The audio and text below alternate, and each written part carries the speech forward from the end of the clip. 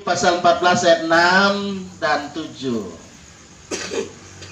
Dua ayat punya makna yang sangat mendalam tanpa meninggalkan ayat sebelum dan sesudahnya. Biarkan Alkitab kita terbuka supaya menandakan juga hati kita terus terbuka menyambut firman-Nya. Ada yang belum dapat? Saya menanti. Wahyu 14 ayat 6 dan ayat 7.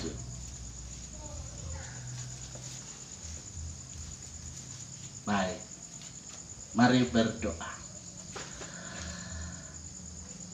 Kami mengucap syukur, kami berterima kasih Tuhan. Kesempatan yang baik ini kami bersama-sama boleh berjumpa dalam ibadah PLK Pria Kombapa Rayon 1. Mengunjungi keluarga kami di sini, keluarga Pak Cindy. Oleh kasih kemurahan Tuhan, Tuhan sudah menolong sepanjang hari kami menunaikan segala tugas kerja tanggung jawab masing-masing kami. Dan saat ini saat yang tepat dan bersama mau mengisi lagi bejana hidup kami dengan firman Tuhan. Roh Kudus akan terus menerangi hati dan pikiran kami supaya firman Tuhan tidak hanya kami baca-baca saja, melainkan firman Tuhan ketika kami baca, kami boleh mengerti, kami boleh aplikasikan di sepanjang perjalanan hidup yang Tuhan masih berikan kami sebagai pria kaum bapa. Terpujikan Engkau Tuhan, dalam nama Tuhan Yesus. Firman yang hidup bahkan menghidupkan kami. Amin. Bapak-bapak yang saya kasih dalam kasih Tuhan bersama keluarga, mari arahkan perhatian kita pada bagian firman Tuhan saat ini. Wahyu pasal 14 ayat 6 hingga ayat 7. Dan aku melihat seorang malaikat lain terbang di tengah-tengah langit, dan padanya ada Injil yang kekal untuk diberitakannya kepada mereka yang diam di atas bumi dan kepada semua bangsa dan suku dan bahasa dan kaum. Dan ia berseru dengan suara nyaring. Semua bapak-bapak yang hadir saat ini ucapkan dengan nyaring kalimat ini. Mulai. Takutlah akan Allah dan muliakanlah Dia, karena telah tiba saat penghakimannya, dan sembahlah Dia yang telah menjadikan langit dan bumi dan laut dan semua mata air. Wow, itulah firman Tuhan untuk kita pada kesempatan yang sangat indah ini. Di tengah-tengah kepenatan kita, ya, capek kita, ya puji Tuhan, Pak Eko ya boleh menyatakan syukurnya kepada Tuhan karena ya beliau mengalami sakit, ya, hari Minggu ya sampai absen karena sakit, gitu. Kemudian kemarin sempat harus dirawat di rumah sakit Anutaloko. Ya, kami bersama yang ada melaksanakan sesuai dengan kelompok yang ada. Pasti kita semua sudah memahami itu, ya. Dan itulah panggilan kita sebagai orang percaya, ya, dalam kehidupan ini, bahwa tidak hanya waktu sehat saja kita berjumpa, tetapi waktu sakit, ya, nak baling orang suka duka lara pati gitu, ya Pak Cindy nah oleh filsafat ya, oleh filsafat Bali itu suka duka lara pati. Nah, ben yang hari Sabtu dini mesti ragu kumpul mesti mengenang, ya, 40 hari ya berduka cita, ya, 40 hari tetap menerima anugerah Tuhan. Betul itu? Nah, itu. Nah, oleh karena itu malam hari ini dalam perjumpaan kita, saya mengajak kita concern, ya. Mari kita konsentrasi bersama memperhatikan Wahyu 14 ayat 6 sampai ayat 7. Di sini kita jumpai penglihatan yang diterima oleh Yohanes. Dia seorang yang dipakai oleh Tuhan, ya. Dia melihat satu penglihatan, ada malaikat. Wah, malaikat ini dia dinyatakan di situ sedang terbang. Ya, itu kalau malaikat kan punya sayap-sayap toh. Nah, itu. Dia terbang di tengah-tengah langit, yaitu cakrawala, dan dia menyerukan untuk menyembah Allah saja. Tidak boleh yang lain. Nah, makanya dewasa ini orang masih ada yang menyembah yang lain. Kalau ada di antara bapak-bapak yang menyembah yang lain, malam hari ini dengar pendeta Sahrul berkhotbah, suni boleh itu dia, ya. Penyembahan bukan karena nanti ngai patung terus sing. Ini ragon tetap berkanjang dalam kehidupan ini, di dalam dosa, ya. Itu juga satu hal yang wajib hukumnya kita warning. Nah, itu memang tidak ada manusia yang tidak berdosa, semua manusia berdosa, hanya Yesus yang tidak berdosa. Dia yang tidak berdosa dijadikan dosa karena dosa-dosa kita. Tuh. Karena itu bapak-bapak yang saya kasih dalam kasih Tuhan, mari kita lihat di sini semua yang ada diingatkan supaya hanya menyembah Allah. Dan seruan yang sama ini kalau bapak-bapak perhatikan juga itu ada dalam Kisah Para Rasul 14 ayat 15. Ya, nanti dibaca di rumah, ya. Di situ memang Rasul Paulus ketika dia berada di Listra, dia juga menyerukan itu, hanya Allah saja yang layak disembah. Kemudian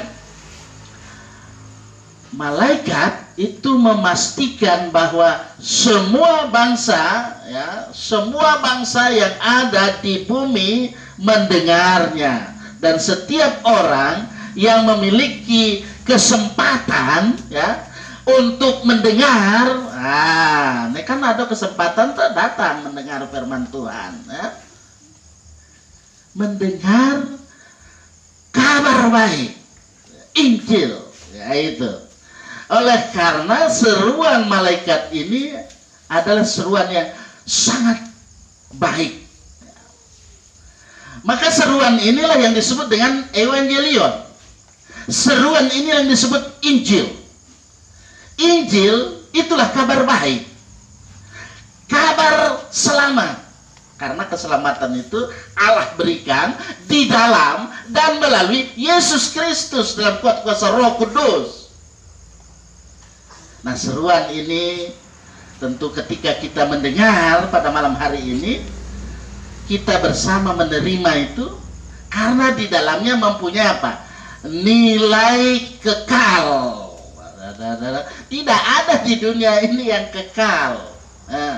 Yang kekal di dunia ini apa?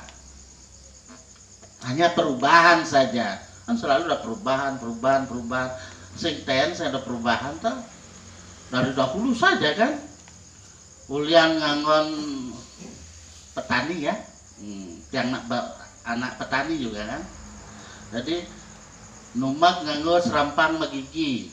Oh, mampan liu padang belulang, ya, padang Australia gitu, beda ling Australia tekan itu. Pas gitu hilang tuh serampang tuh, nganggo tuh sana tuh singkal, betul gitu nganggo tuh kebo Jepang gitu. Tapi nih jadi menpanen ngangon apa bento kebo Cina terasal itu dores tuh. Itulah perubahan-perubahan yang ada karena kemajuan iptek, kemajuan ilmu pengetahuan dan teknologi yang ada. Karena itulah harus disoroti dengan iman. Kalau tidak disoroti dengan iman, maka manusia akan apa? Ada ilahnya nanti. Can sing percaya kan Tuhan, mau apa semelahnya. Sampai Jepang, waduh. dores madok gitu kan, sing tadi gitu ragota, tidak bisa begitu. Jadi tanpa hikmat yang dari Tuhan maka semuanya itu akan sia-sia. Nah, oleh karena itulah kita diingatkan supaya datang kepada Tuhan, menyembah Dia, mendengar apa yang diberitakan. Nah, di sini dikatakan malaikat. Malaikat memanggil semua orang supaya datang bertobat. Ya. Sekali lagi masih ada waktu. Ya, masih ada kesempatan. Karena ini kesempatan yang ada ini harus digunakan dengan sebaik-baiknya. Sebab tidak ada waktu lagi, saatnya orang nanti membaca firman Tuhan, saatnya tidak ada lagi waktunya nanti. Kayaknya man membaca Alkitab man bosubo di kolom kudo. 9. Kolom siol lah orang. Di Pradeka yang memang mekar ben kan, kolom dasoy itu terus gitu ya dah. Kayaknya macam Alkitab yang sebuah tsunami. Biarkanlah orang mati menguburkan orang mati sikit. Di petoba yang kadang kan ngubur itu sebuah sedot sing ada di jet kuburannya. Betul? Warga jemaat kita pun yang ada di Palu ada beberapa yang mengalami seperti itu karena dicari-cari di mana ini si A si B yang anaknya hilang sampai dunia sekarang tidak didapat karena sudah terkubur oleh apa? Gempa yang dahsyat itu. Di dalamnya ada tsunami. Ada nak madan tsunami ini. Anu tuh keras tuh tsunami itu.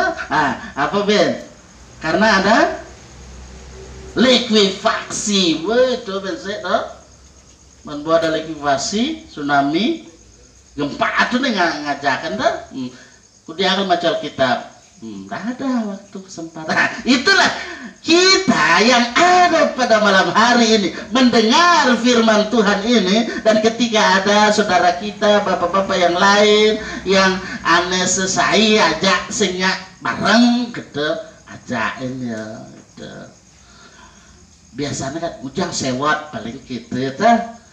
Nah, kadang kok orang sewot karena tugas panggilan kita untuk mengajak gitu.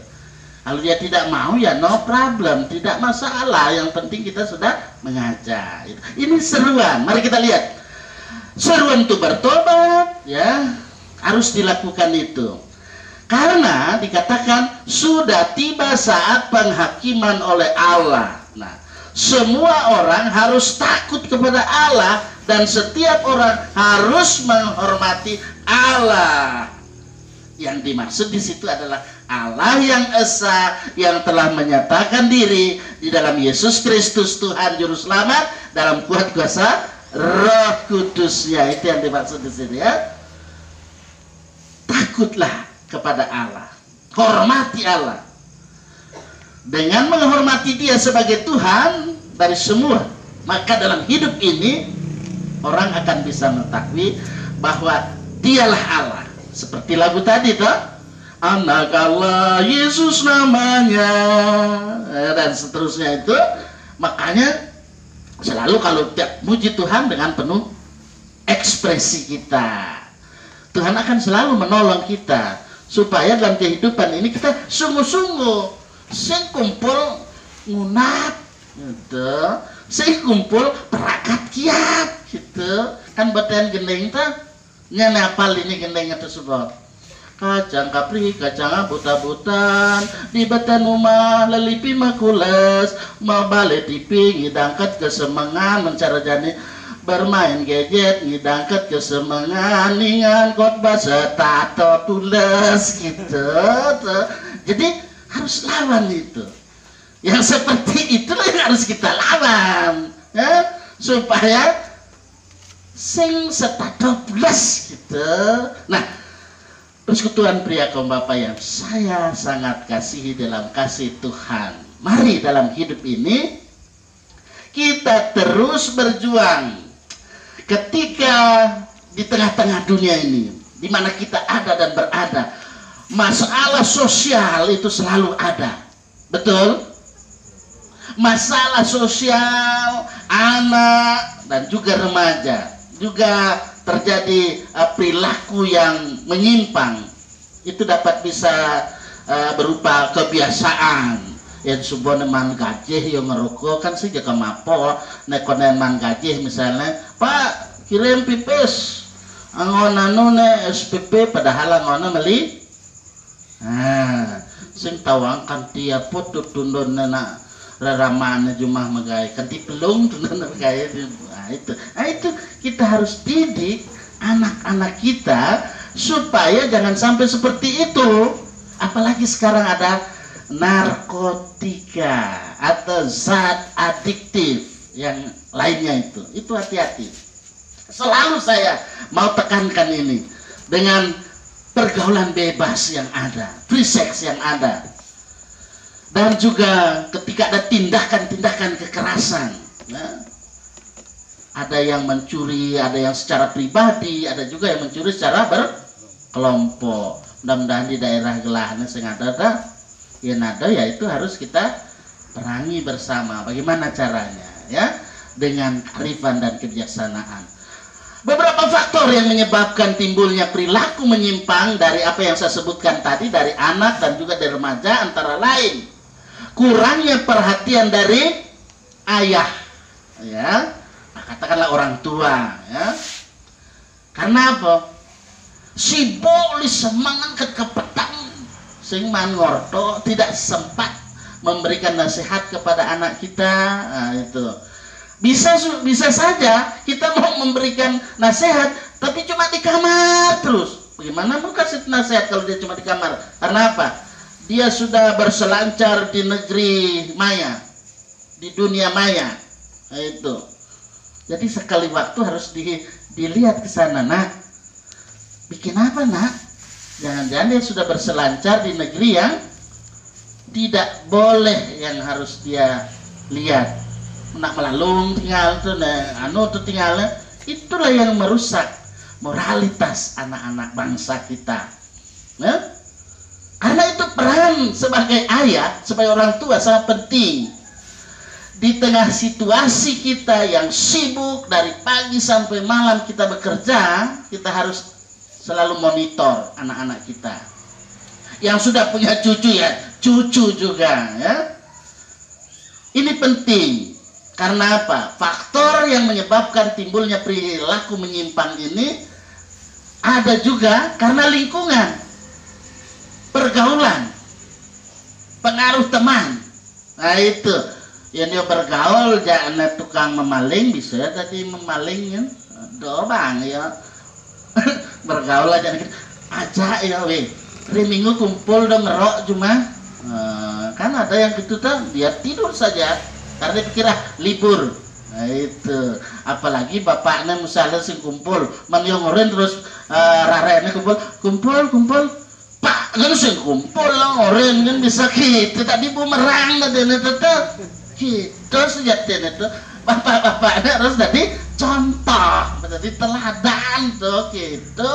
Nah lanjut, selain lingkungan pergaulan dengan temannya, ada juga yang bisa mempengaruhi seperti yang saya katakan, karena dia di kamar terus. Nah ya sing kijo-kijo tuh pak, panahnya cuma kan, tapi biasanya harus dimonitor.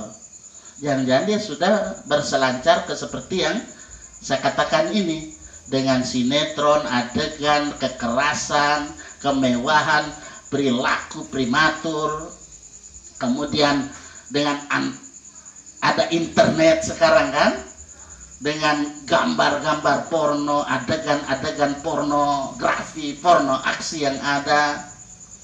Itu yang harus kita terus menerus continue, kita harus bekali itu. Saya harus katakan ini karena saya sempat dengan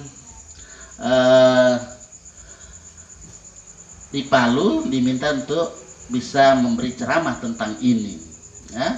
Jadi makanya saya tak lupa memberikan ini bagian dari firman Tuhan supaya jangan sampai pada alam saja menado generasi gelahat di masaring ini subuh apa. Yang pertama yang disebut dengan dia punya apa? Sudah mulai kencang. Itu sarken. Apa itu sarken? Sarafnya kencang. Ada yang seperti itu di beberapa apa itu dia. Makanya selalu saya katakan orang tua hendaklah punya peran di dalamnya. Mendidik, membina, mengarahkan supaya anak-anak kita binasa. Kalau kita sudah bina, kita berharap jangan sampai dia binasa. Oleh karena itu persekutuan Pelkapria kaum Bapa yang sama dikasih oleh Tuhan ini sangat penting untuk kita perhatikan dalam rangka menyelamatkan jiwa anak-anak kita. Jangan sampai kita melihat anak-anak terancam bahaya, ya. Bukan cuma mau katakan oh masuk neraka, di dunia ini saja dia sudah seperti itu, apalagi nanti ini kan di skala. Nah, itu bahasa Bali halus, hidup di skala apa di skala nih gitu. Jadi ketika kita ada di dunia yang konkret ini, mari buktikan, tunjukkan bagi generasi kita, anak-anak bangsa, anak-anak kita generasi penerus, supaya dia boleh hidup takut kepada Tuhan, ya, takut kepada Allah. Didik supaya dalam kehidupan ini punya kepedulian besar dalam kehidupan sebagai umat yang percaya kepadanya. Amin. Iya, Tuhan akan menolong kita supaya kita terus hidup di jalan orang benar, jalan hidup orang benar.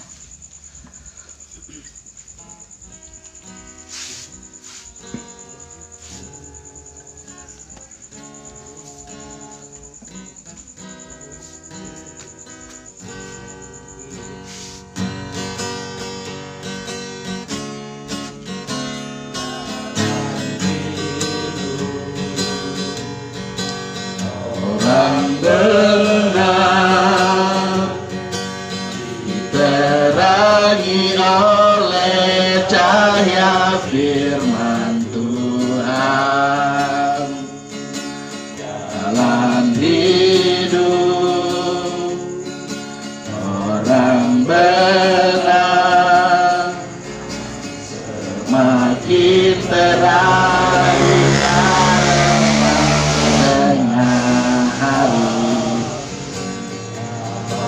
bila dia jatuh,